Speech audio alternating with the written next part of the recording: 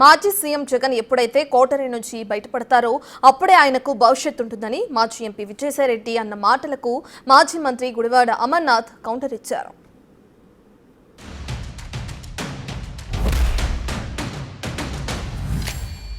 ఇప్పుడు కూడా పార్టీ నుంచి వచ్చిన తర్వాత జగన్మోహన్ రెడ్డి బాగుండాలనే కోరుకుంటున్నాను. కానీ ఈ యొక్క ద్వితీయ శ్రేణి నాయకత్వం వాటిని ఏమంటారు, వీళ్ళు చుట్టూ ఉండేటటువంటి వాళ్ళని కోటరీ. ఈ కోటరీ నుంచి ఏ రోజైతే ఆయన బయటపడతాడో ఆ రోజు ఆయనకు భవిష్యత్తు ఉంటుంది.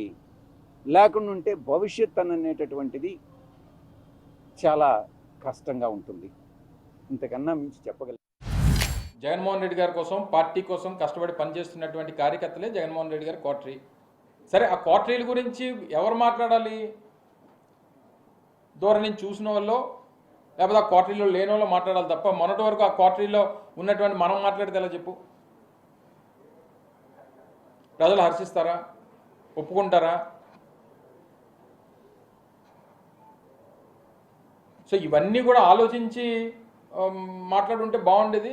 సరే, పార్టీ నుంచి రాజీనామా చేసి వెళ్ళిపోయిన తర్వాత అంతకంట ఇదిగా మాట్లాడతారని అనుకోవడం మన అమాయకత్వం. నీకు ఒకరి మీద మనసు ఇరిగిపోయిందని అంటే ఇంకొకరి మీద ప్రేమ పుడితేనే ఇక్కడ మనసు ఇరిగిపోతుంది. అది ఎవరి మీద ప్రేమ పుట్టిందో, ఎవరి మనసు దేనికి ఇరిగిపోయిందో అనేటువంటి త్వరలో తెలుస్తాయి మనకి. అవన్నీ చూస్తాం కదా రాజకీయాల్లో. నిన్న కూడా వారు మాట్లాడుతూ చెప్పారు. ఏం చెప్పారు?